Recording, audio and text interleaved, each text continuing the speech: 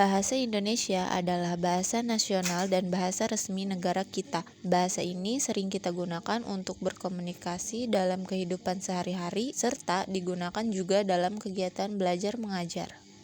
Assalamualaikum teman-teman semuanya, saya Anissa dari RA1 Manajemen Universitas Primagraha.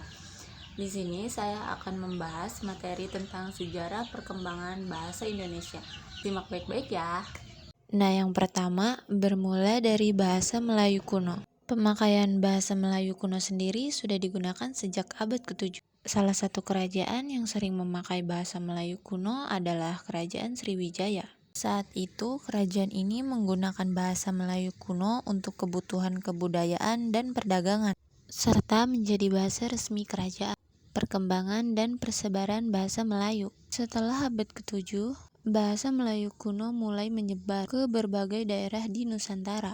Luasnya penyebaran bahasa Melayu kuno di Nusantara bersamaan dengan penyebaran agama Islam di masa itu. Pada abad ke-19, ada dua kelompok bahasa Melayu yang dikenal masyarakat saat itu, yaitu Melayu Pasar dan Melayu Tinggi.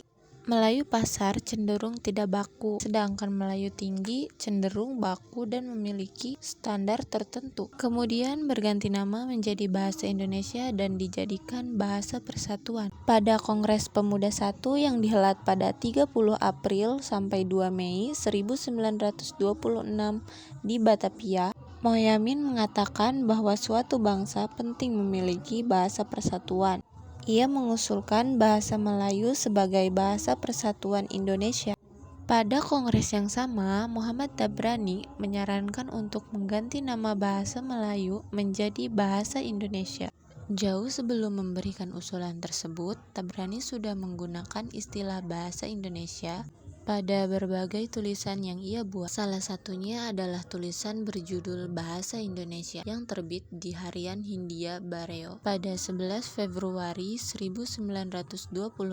Pada tulisan itu, ia menjelaskan bahwa bahasa Indonesia harus ada karena bisa menjadi jalan persatuan bangsa Indonesia. 2 tahun setelah Tabrani membuat tulisan tersebut, bahasa Indonesia pun ditasbihkan sebagai Bahasa Persatuan Indonesia dan termaktub dalam Sumpah Pemuda 28 Oktober 1928.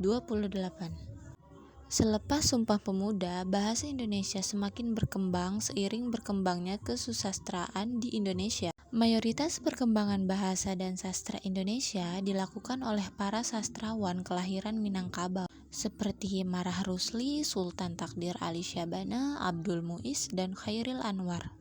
Nah guys, itu tadi pembahasan tentang sejarah bahasa Indonesia. Apa sih yang kalian dapat dari video tadi? Komen di bawah ya. See you next video.